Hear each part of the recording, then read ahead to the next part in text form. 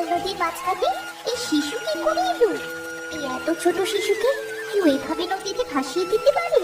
এই মানুষেরা এত পাষাণ হৃদয়ে কি করে হয়? তুমি ভয় পেও না গো, এই যে আমি এসেছি তোমায় রক্ষা করতে। এবার তুমি নিশ্চিন্তে ঘুমিয়ে থাকতে পারো। তোমার কপালে যে দীপ্তি, চোখে যে কিরণ, তা দেখে আমি মুগ্ধ হয়ে যাচ্ছি গো। কি সুন্দর তুমি দেখতে গো। প্রথমে ভেবেছিলাম তোমায় খেয়ে ফেলবো, কিন্তু তোমার এই মায়াবী মুখখানা দেখে আমি যে তোমার মায়ায় পড়ে গেলাম। তোমায় রক্ষা করার দায়িত্ব এবার আমার। আমি নিজেই তোমাকে একটি পরিবারের কাছে পৌঁছে দেবো।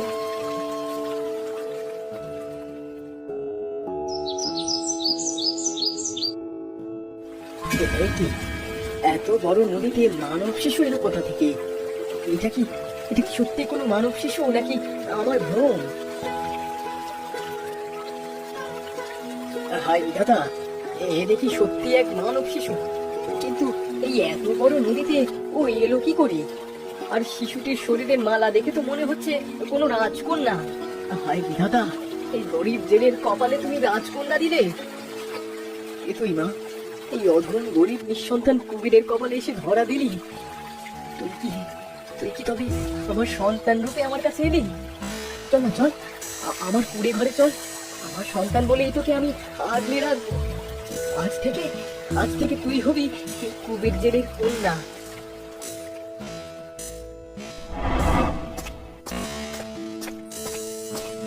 মহারাজ, মহারাজ আপনি এসেছেন? বলুন মহারাজ, আমার সন্তান কোথায়? আমি তাকে দেখতে চাই মহারাজ, আমি তাকে কোলে নিতে চাই। আপনারা কেউ কিছু বলছেন না কেন? আর রাজমাতাও চুপ করেছিল, এখন আপনিও চুপ করে আছেন মহারাজ। কিছু তো বলুন। রানী ময়নাবতী, শান্ত হও। এত অস্থিরতা তোমার শরীরের জন্য ঠিক নয়। তুমি এখনো অনেক দুর্বল। আমার সন্তানের কোনো খবর না পাওয়া পর্যন্ত আমি যে শান্ত হতে পারছি না মহারাজ। ভাগ্য যে আমাদের সাথে ছিল না রানী। বিধাতা আমাদের কাছে 2 জন পুত্র সন্তান পাঠিয়েছিলেন, কিন্তু কিন্তু কি মহারাজ, কি? আমার সন্তানেরা কোথায়? বলুন মহারাজ, বলুন। আমার পুত্ররা কোথায় বলুন। তাদের একটিবার আমার কাছে নিয়ে আসুন। আমি তাদের কোলে নিতে চাই, তাদের প্রাণ ভরে দেখতে চাই, ওদের আমি আদর করতে চাই মহারাজ। দিন না মহারাজ, দিন, তাদের আমার কোলে তুলে দিন। শান্ত হও ময়নামতি। এত উত্তেজনা তোমার জন্য ভালো নয়।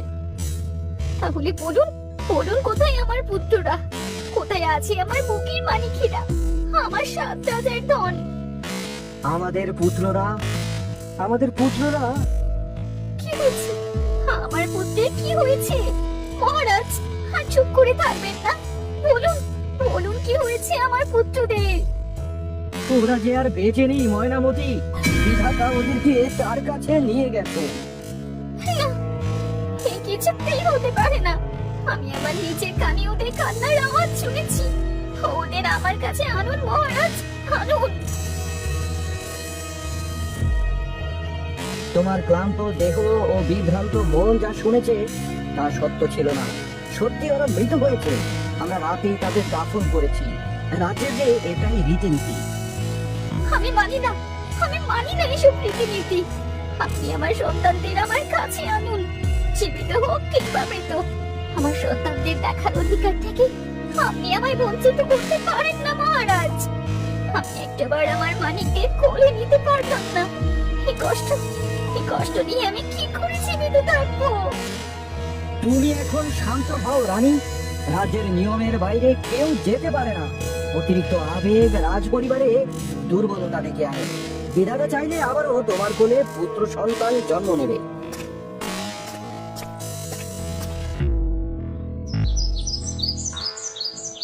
জানিস রে মা, তোর মা মানে আমার বউ তোকে পেলে কত খুশি হবে।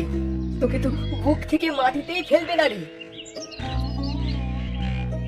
এই যে ভাঙাচোরা ঘরটা দেখতে পাচ্ছিস, আজ থেকে এটাই তোর ঘর। এই বাড়ি, এই আঙিনা, ওই নৌকা, আজ থেকে এগুলো সবই তোর। এমনই আমরা 2 জন বুড়ো বুড়িও তোর রে মা। আমাদের নিজের পিতা মাতা ভেবে আগলে রাখবি তো? তুই তুই